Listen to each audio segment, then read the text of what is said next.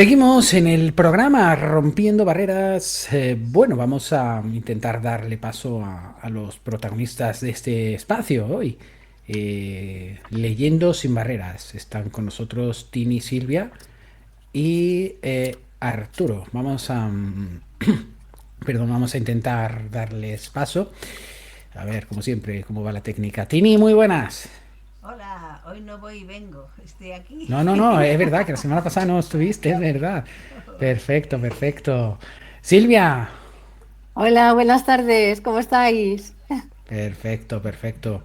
Y está con nosotros Arturo, como hace unos programas. Muy buenas, Arturo. Hola, muy buenas tardes y muchísimas gracias por volver a recibirme aquí. Sé que te portaste bien. Sí, no dije ninguna cosa demasiado exagerada, ¿no? Eso. Bueno, recordamos que es Arturo Ujú. Fenjor, ¿vale? Correcto. Bueno, pues estuvimos hablando hace ya un mesecito de la sexualidad en las personas con discapacidad. Vamos a retomar un poco donde nos quedamos y avanzar en el programa de hoy, ¿vale? Decíamos que la sexualidad es una parte importante de la vida de todas las personas.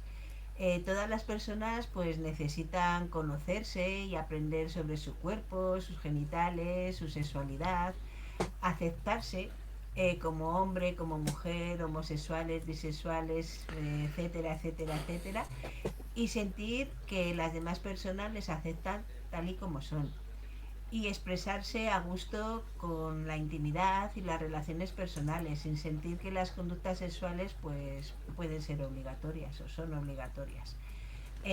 Y todo esto también para las personas con discapacidad intelectual o personas con más necesidades de apoyo.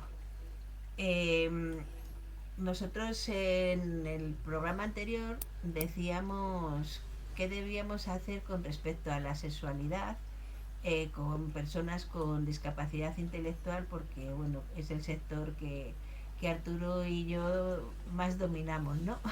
Por así decirlo. Entonces, a ver, recordamos qué cosas decíamos que debemos hacer con las personas con discapacidad. Digo una, por ejemplo, dar información y educación sexual. Dijimos que eso era muy importante. ¿Qué más teníamos que hacer con estas Me personas? recuerda, me recuerda Un, dos, esto un tres. poco a la introducción de un programa Sí. antiguo de cuando yo era joven. Un, dos, Sí, tres, responda otra vez, ¿no? eso es, sí. Mira, me ha gustado de la introducción algo que has hecho, algo que has dicho sobre la obligatoriedad o no obligatoriedad. Ujú, sí. Yo hablo bastante con mis compañeras y compañeros, ¿no?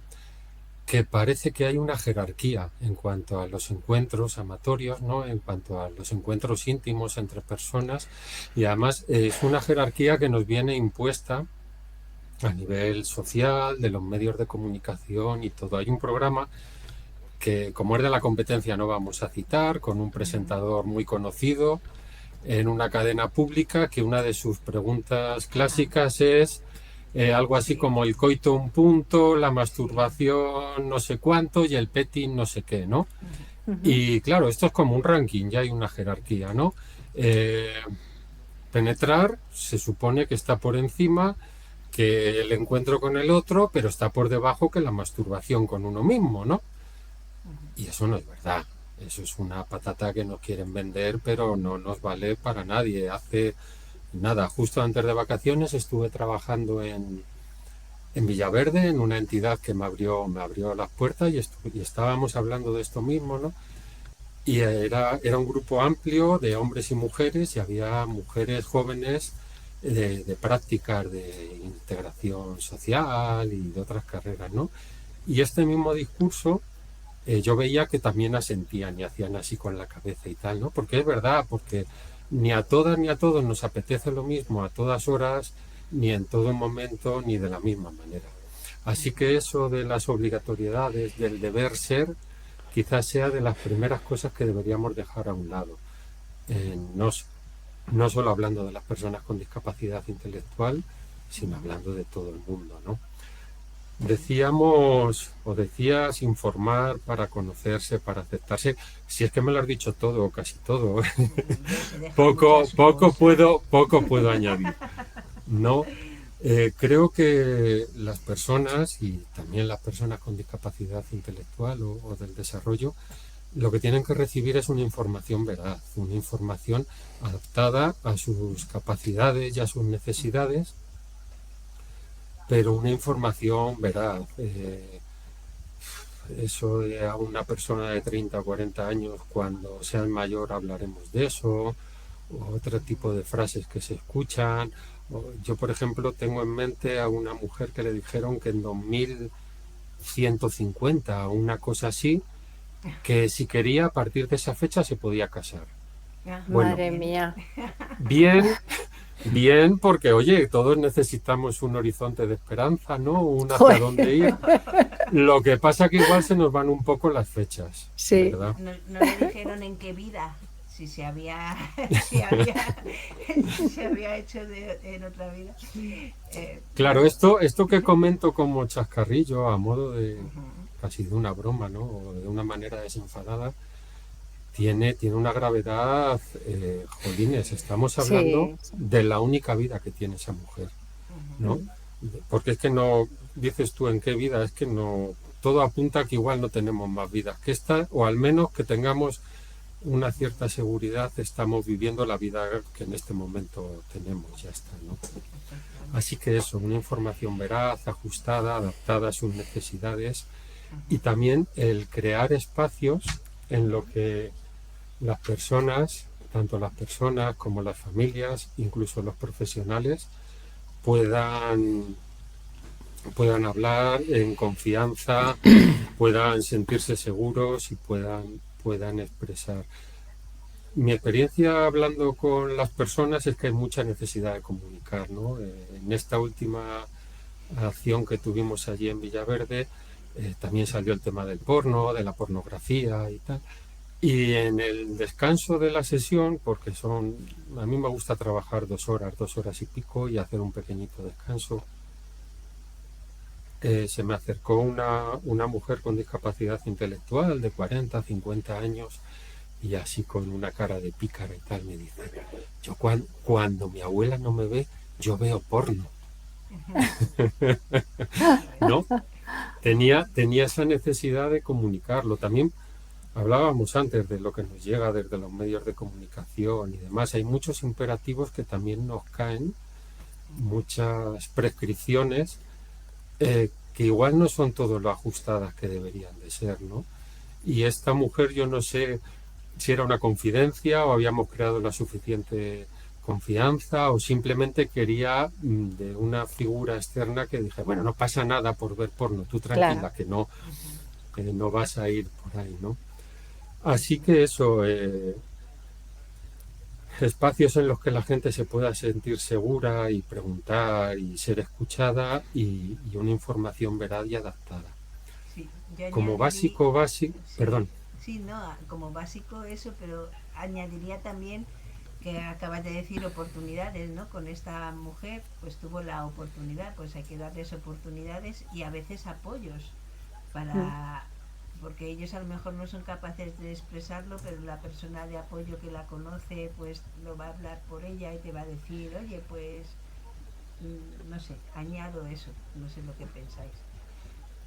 sí, mira, a mí en mi entidad me gusta hacer un trabajo en diferentes niveles, ¿no? Yo hago formación a los compañeros y compañeras que trabajan, tratamos de crear esos espacios de sensibilización y de acompañamiento también hacia las familias y por supuesto con las personas. Yo creo que en esto, si somos honestos y trabajamos desde la autonomía y la autodeterminación, la persona tiene que estar muy en el centro.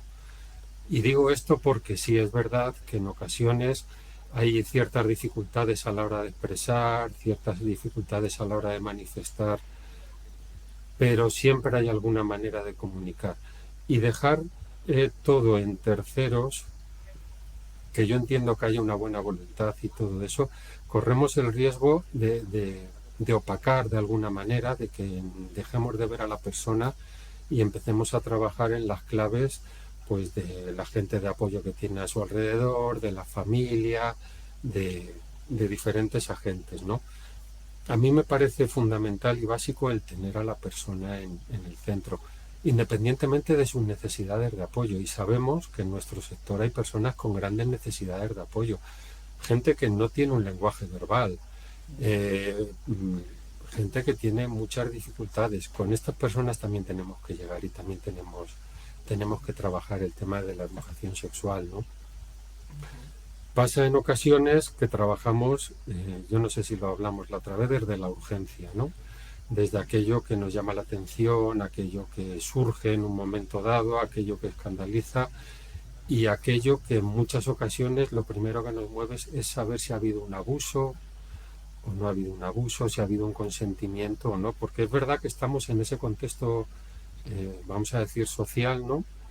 En el que todo discurre por unos ciertos caminos un tanto peligrosos, ¿no?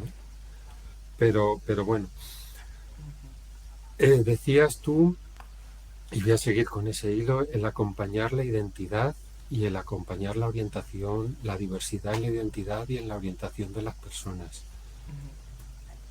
Si hay algo que es diverso es nuestra sexualidad. Cada cual tenemos la nuestra y cada uno tenemos una sexualidad en un momento determinado, ¿no? En un momento dado de nuestra vida, con todo aquello que hemos vivido y toda nuestra experiencia biográfica, ¿no? Así que eso es algo importante. Y evidentemente en el colectivo de personas con discapacidad intelectual o del desarrollo también hay una diversidad en cuanto a las identidades, a las orientaciones, a todo. Quizás no es tan visible porque ya el hecho mismo de que las personas sean sujetos sexuados es algo que no queremos ver o que no estamos viendo, ¿no?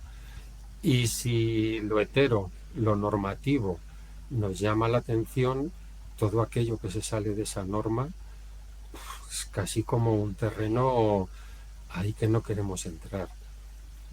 Aunque curiosamente, hablando con familias, hay algunas familias que si la relación es una relación entre dos mujeres, es una relación de origen sáfica, ¿no? Lésbica, parece que no hay tanto peligro, que no hay tanto riesgo, que es una relación que se puede apoyar, se puede fomentar, ¿no? Por lo que sea, bueno, en realidad por lo que sea es por eso, por los dos grandes miedos que hay en cuanto al abuso o ante un posible embarazo, ¿no?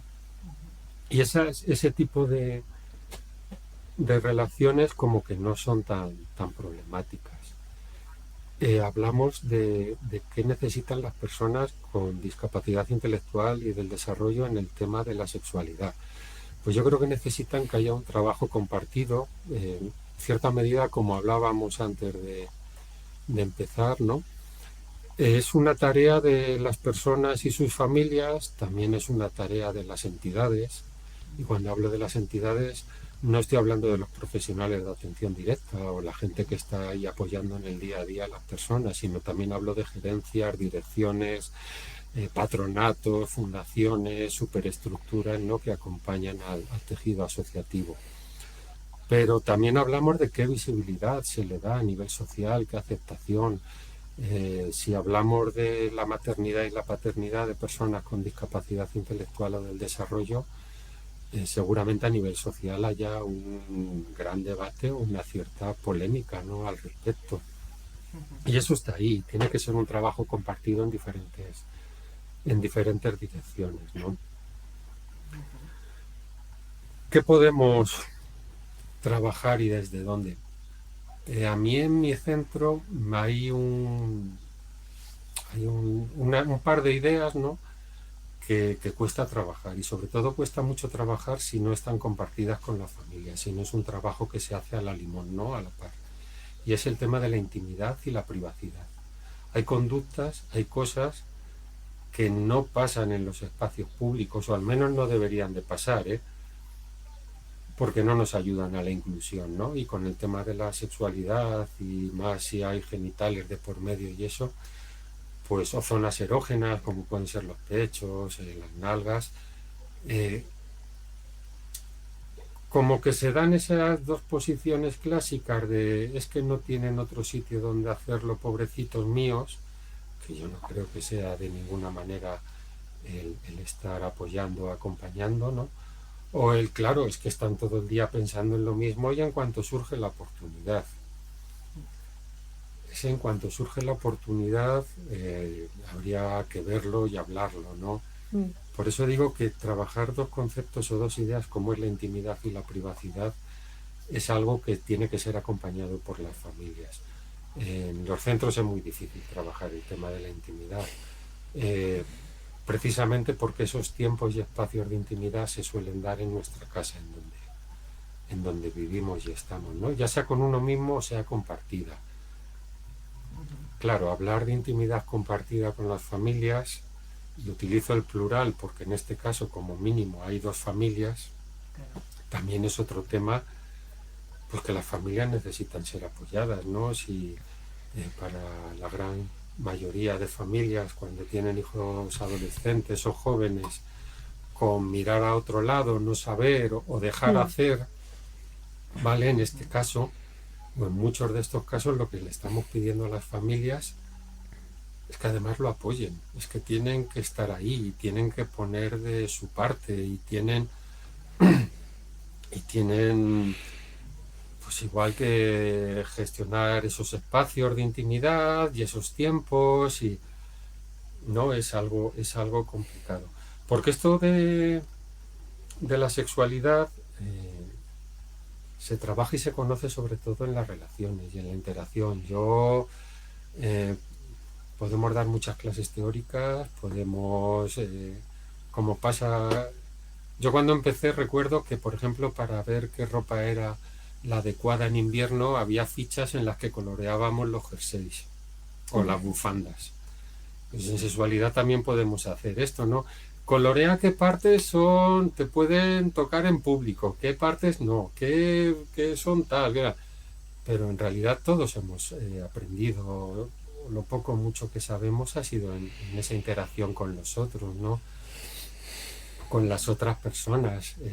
Ese es un trabajo que hay que hacer y que hay que acompañar. Y acompañar no significa limitar, no significa prohibir, no significa fomentar aquello que tampoco está en ellos, ¿no? Pues eso, el coito un punto. Vamos al coito. No, hombre, tendrá que ser lo que vayan creando, ¿no? O haciendo entre ellos. Y para eso es necesaria el tema de las habilidades sociales. No sé si ya salió, pero tú estarás conmigo que hay veces que el conductor del autobús de línea es mi amigo y cuando les dices, ¿cómo se llama? Pues es que es mi amigo, porque es el conductor que me trae siempre, Ya ves. ¿no? Y hay ciertas dificultades, ¿no? Yo con mis compañeros de inserción laboral en alguna ocasión hemos tenido alguna dificultad a la hora de insertar a gente en puestos precisamente por eso, porque es difícil diferenciar que mi jefe no es mi amigo, que esta persona que viene todos los días y es una clienta tampoco es mi amiga y no tengo esa confianza con ella, tiene que haber esas distancias, o que mi tutora de prácticas, por muy cercana, muy maternal, mucho que me quiera acompañar y muchos abrazos que me dé, que igual eso también nos lo tendríamos que repensar un poquito, es mi tutora de prácticas, no es mi novia, ni mi Claro. pareja, ni es, ¿no? Y hay veces que vienen líos por todo eso. Por eso digo que el trabajo Sí. de la intimidad y privacidad es importante, ¿no? Y las habilidades sociales.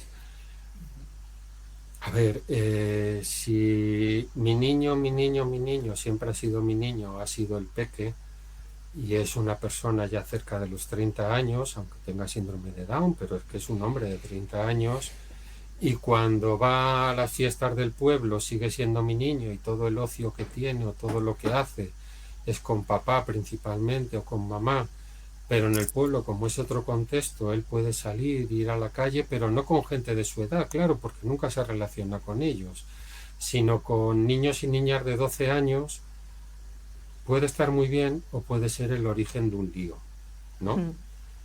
Y de un lío manifiesto, de un lío que incluso nos puede llevar a hablar con papá y con mamá y a decir, aunque tu hijo sea una persona con discapacidad intelectual, es un sujeto también penal, o sea, si comete un delito con un menor, está cometiendo un delito con un menor. Ah, pero yo creía que... Está muy instaurado quizás a nivel social el diálogo entre víctimas o esos discursos victimistas, y yo creo que aquí no deberíamos de hablar de eso. A mí me gusta hablar de que las personas necesitan apoyo, información, conocer, trabajar con ellas, pero las familias también. Porque si miramos nuestra propia biografía, no hemos recibido una formación en esto. En muchas familias era un tema que tampoco se hablaba ni se trabajaba, pero las familias de las personas con las que trabajamos y a las que apoyamos están en esa misma situación. Y desde luego el haber estudiado una carrera o una FP de lo social tampoco nos prepara para abordar según qué temas. Y aunque ahora no nos estén oyendo ni nada, el ser director de un servicio, el ser gerente de una entidad, tampoco te da un conocimiento mayor o más exhaustivo, más cercano acerca de todos estos temas. Con esto quiero decir que hay una necesidad extendida y manifiesta de trabajar muchos de estos aspectos, ¿no? Y que hay que hacerlo un poco a la par entre todos estos agentes, ¿no? En cuanto a crear espacios de expresión, Sí, a ver, suele ser, Eso perdón, es.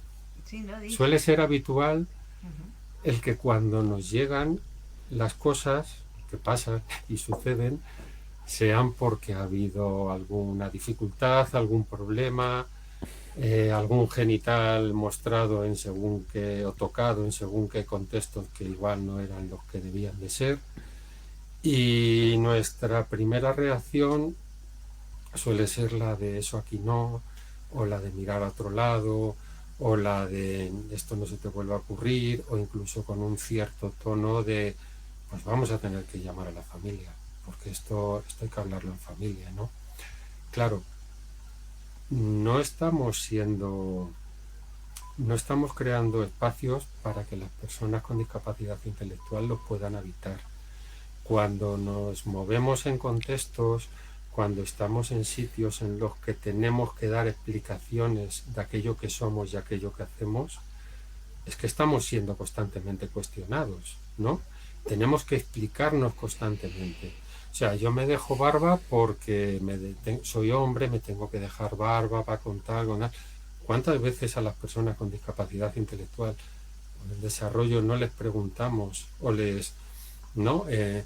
¿Y cuándo vas a tener novia? Pero cuando se acerca, o novio, cuando se acerca más o menos a una persona, pero bueno, a ver qué va a pasar, a ver qué tal. Yo no sé, igual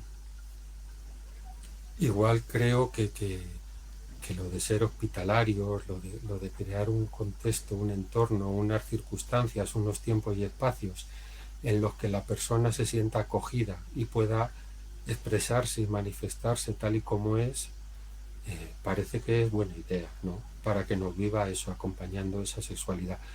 Es verdad que luego pueden surgir cosas que no nos gusten o cosas que quizás no sean las adecuadas socialmente, ¿no? Para sentirse incluidos en esta sociedad. Pero bueno, al menos surgen y sabemos desde dónde podemos trabajar y el qué podemos trabajar, ¿no?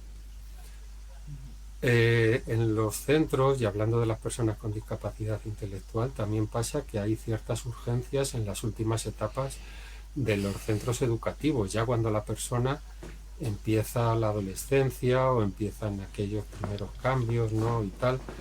Y esas urgencias se mueven un poco casi por lo que decíamos antes con las familias, ¿no? Y las relaciones lésbicas. Empiezan a surgir porque hombres y mujeres con discapacidad intelectual entran en una etapa de su vida en la que son fértiles, ¿no? Y cabe la posibilidad de que haya embarazos y ahí nos entran las urgencias. Cuando, sin embargo, de alimentación o de hábitos tóxicos les hemos hablado desde que eran pequeñines, ¿no? Come fruta, lávate las manos, haz no sé qué. Parece buena idea, estaría guay, ¿no? Que ciertas cosas se trabajasen en todas las etapas educativas y en todas las etapas de la vida. No sé si ya os comenté, pero claro, cuando a una mujer de 50 años la empezamos a hablar de la menstruación, tengo la impresión de que vamos un poquito tarde. Por lo que sea, pero ya vamos un poquito tarde, ¿no? Así que son cosas que se deberían empezar a trabajar en todas las etapas de la vida. Luego tenemos también el tema que es común a profesionales, familias, y es común a los entornos en los que se desenvuelven las personas con discapacidad intelectual, ¿no? Y es el silencio. Es un silencio. Hace un par de años o así desmontaron la biblioteca física de libros de mi centro, y todos los que tenían la palabra sexualidad o tal me los acabaron mandando a mí, ¿no? Antes de tirarlos o de donarlos. Y no hace mucho me puse a repasar un texto del 77, del siglo pasado, ¿no? Y los capítulos eran el embarazo, los embarazos no deseados, la pornografía, el no sé qué. Digo, hombre, han pasado 50 años y seguimos teniendo las mismas preocupaciones. Evidentemente hablaban de una pornografía que era gráfica, ¿no? De las revistas y de cosas así. Eso ha cambiado ahora un poco. Por lo que sea, las nuevas tecnologías han llegado y están aquí, y la gran mayoría del colectivo de personas con discapacidad intelectual tienen acceso a esas nuevas tecnologías, ¿no? Y van a hacer un uso. Podemos hacernos la ilusión de decir, no entres en esas páginas y que ninguna persona vaya a entrar. O podemos ser realistas y saber que van a entrar y saber que van a consumir una serie de productos que están ahí. Incluso podemos ser realistas y saber que según qué aplicaciones de estas de comunicación, por no decir nombres, también las van a emplear, y las van a emplear como el resto de la sociedad.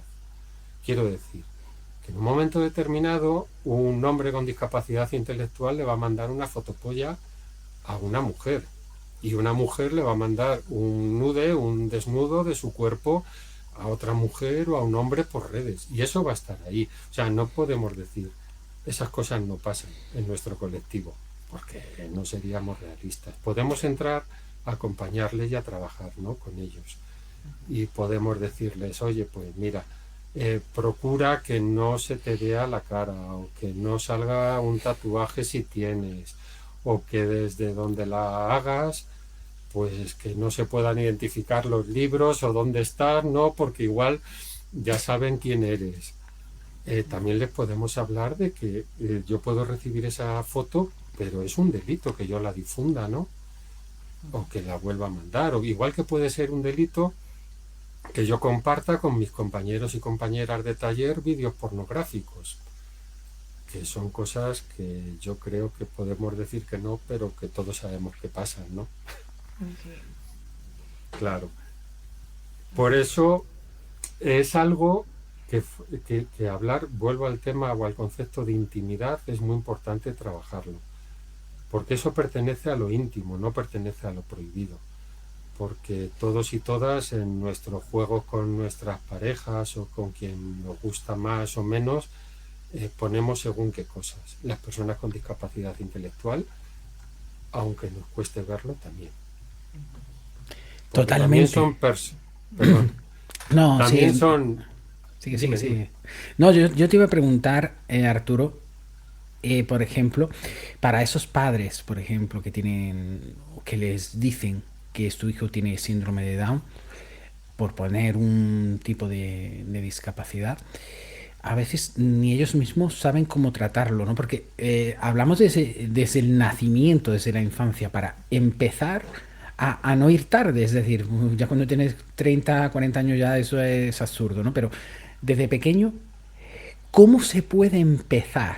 ¿O qué primeras directrices se le dan a esos padres para que ese niño o esa niña se forme teniendo en cuenta, evidentemente, esa discapacidad, pero que va a tener que interactuar como el resto de las personas en esta sociedad. O sea, no puedes meterlo o hacer que viva permanentemente en una burbuja de cristal.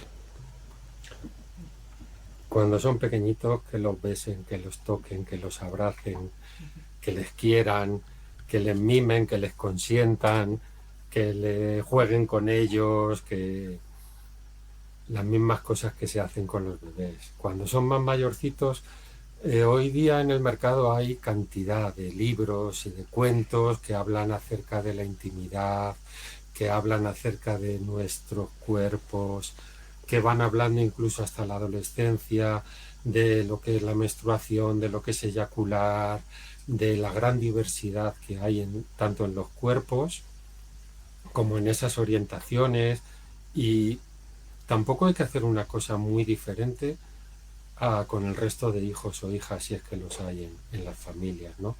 Porque, Ujú. bueno, es algo que está ahí. Sí. Y Sobre, luego sí, sí.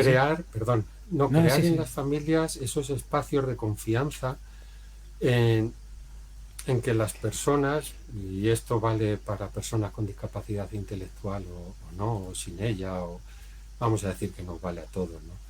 Que sepan que la familia es un sitio en el que no está prohibido hablar de sexualidad, hay una cierta disposición a hablar, y además van a encontrar, los padres son padres y madres, no son expertos en esto.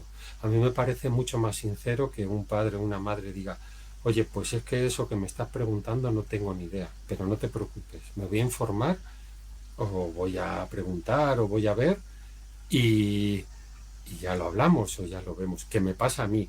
Que yo digo que se piensan que ser sexólogo es saber de todo, pero esto va tan deprisa, que de una semana para otra aparecen términos, además en inglés y en no sé qué. Oye, ¿has oído hablar del no sé qué?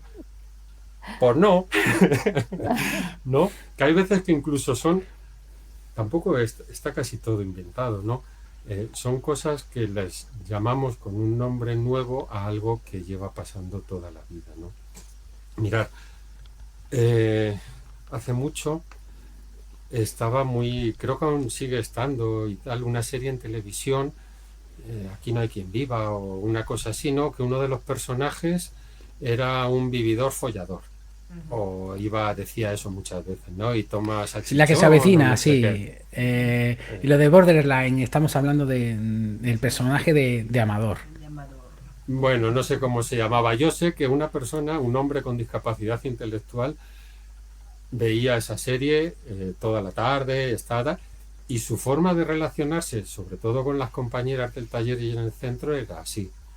Toma salchichón, soy un vividor follador, no sé qué. Estoy hablando de hace muchos años, pues igual casi 10, así, ¿no? Más o menos, sí, Eh, sí, sí.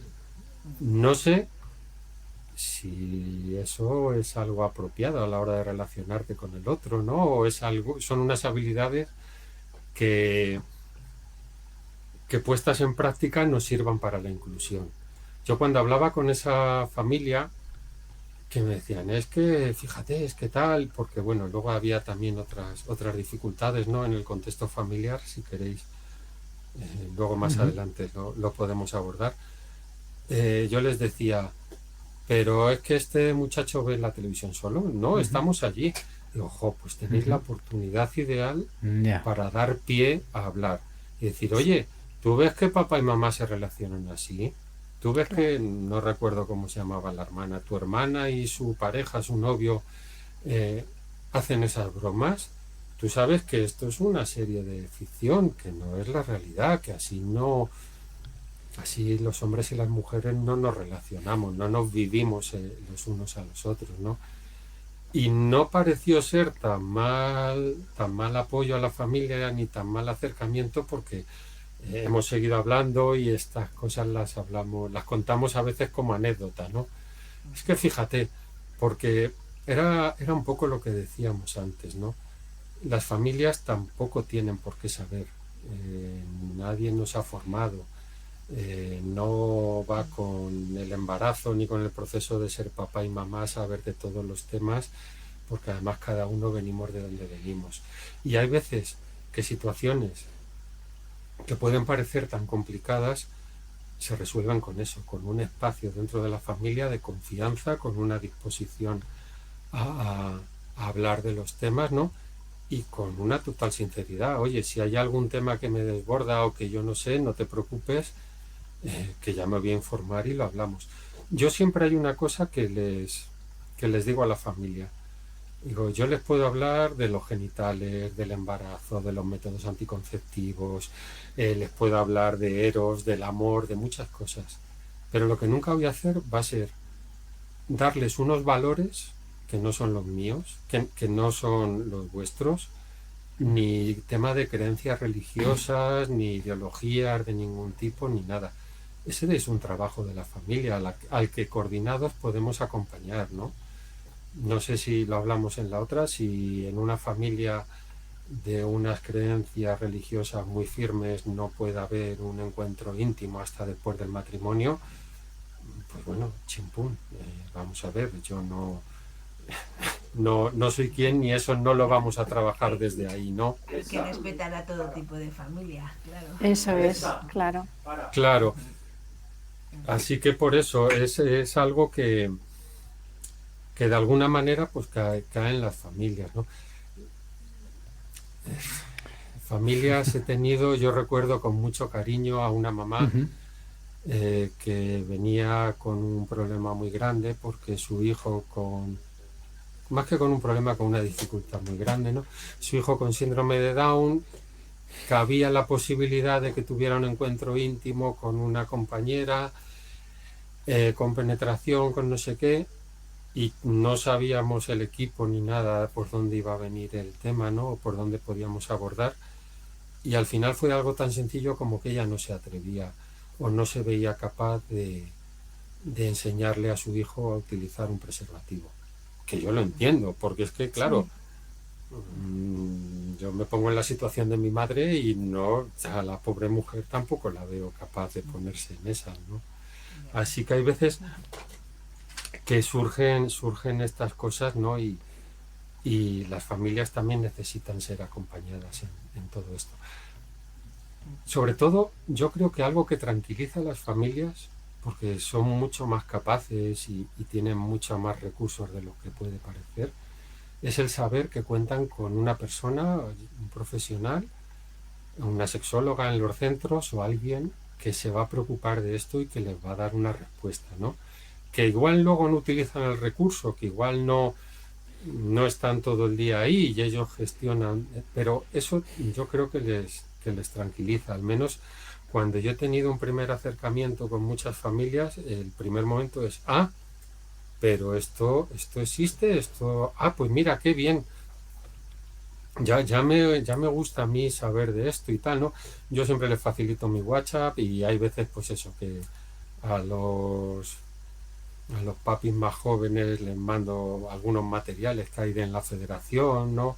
En lectura fácil, pues eso, para que tengan algo en lo que apoyarse y dar pie. Luego, crear esos espacios con familia no tienen por qué ser espacios formales, ¿no? El primer martes de cada mes hay consulta con el sexólogo, la sexóloga.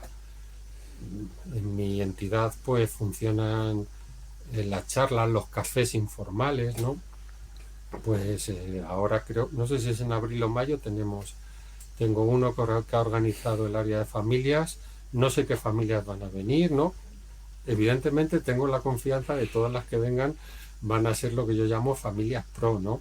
Porque ir hasta el centro para que tal, y si encima no están muy de acuerdo con todo esto, bueno, pues... Y ya puede ser un café, una charla, yo a algunas les paso cosas que voy haciendo, que vamos haciendo, ¿no? O materiales. He insistido mucho que en el manual de acogida de nuevas familias también se las informe de que en mi entidad, por ejemplo, hay un posicionamiento acerca de la sexualidad en el que se recoge como entidad cuáles son esas bases y desde dónde trabajamos la sexualidad. No es exactamente el de la federación, porque hubo un trabajo compartido con familias, con personas para adaptar esos materiales, ¿no? Temas que Perdón. Ujú. No, sí, sí, sí, sí, sí, sigue, sigue. No, yo es que como coja hilo, ya lo siento. Cuando Oscar interviene es que la Es hora que ya ya es está la hora, volada. el tiempo es oro y se nos va el tiempo, Arturo, se nos va el tiempo porque la radio, el tiempo es oro. Yo sé que es un tema súper interesante para hacer un tercer programa incluso. Yo os invito a ello porque sé que hay muchas familias que están interesadas en este tema, pero el tiempo en la radio es muy limitado y no tenemos mucho tiempo para más. Yo creo que sería interesante dejarlo aquí. Y en un tercer programa, ya como vosotras lo veáis, chicas. Sí, sí, bueno, más Por o mí, menos hemos claro. dicho muchas cosas de lo que hay que trabajar de Sí, manera conjunta con personas con discapacidad y con las familias y hemos añadido más cositas con las familias. Pero sí, nos ha sí. quedado ahí hablar, pues eso, de las organizaciones, de la propia sociedad, ¿no? Que tienen la opinión que tienen sobre este tema de la sexualidad. Entonces sí, emplazaremos Sí, a la siguiente temporada. Seguiremos hablando de esto. Y, sí. y nada, que para despedirnos, cuéntanos Arturo la canción que has elegido. ¿Por qué? Pues es una canción, pedí permiso porque yo sé que Sí. aquí los temas tienen que ser en castellano y esta canción es en galego. Ujú. Es una mamá, una mujer, una cantareira galega que conocía el año pasado en Santiago en unas jornadas que estuve. Y a mí me gusta contar la historia después de escuchar la canción. Pero como no va a ser posible, le haré un pequeño spoiler, ¿no? Es una mamá cuya hija tiene una discapacidad con necesidades de apoyo y que su hija también canta. Su hija Ujú. también canta, ¿no? A mí es una canción que me transmite muchísimos sentimientos y me parece muy bonita para empatizar y para de alguna manera ponernos en lo que es ser familia y hacer familia Ujú. cuando una de las personas tiene discapacidad. Perdón. No, no, es interesante Nada. porque ahora vamos a escuchar este tema, Arturo, pero seguro que aquí las colegiadas de este espacio estarían bien, verían bien que poder hablar con ella y abordar también esta temática. Si vosotras que sois las Ujú. árbitras de este tema, decidís. Las chicas de producción. Ya ves, las chicas de producción. Bueno, si conseguimos aquí su contacto, está claro que podemos hablar Estupendo. con ambas dos. Claro que sí. Así que, Un placer, claro. y, y nada, y el programa del domingo que viene, pues tenemos de invitado a Jesús Vidar, que es el presidente de los laboratorios Sandoz, que bueno, pues fueron los que han empezado en primicia, empezaron ya hace, bueno, no, primicia ya no es la palabra, pero empezaron hace 2 años con los prospectos en lectura fácil. Entonces, bueno, pues nos van a contar cómo surgió ese proyecto y en qué etapa está y qué es lo que se hace. Bueno, pues Arturo, muchísimas gracias por haber estado aquí estos dos programas y lo dicho, te emplazamos hasta cuando ellas organicen la agenda. Gracias a vosotras. Muchísimas Encantado de haber gracias, estado. Arturo. Pues seguimos en el programa Rompiendo Barreras y vamos a quedarnos con este tema que nos ha deleitado Arturo. Seguimos con la música.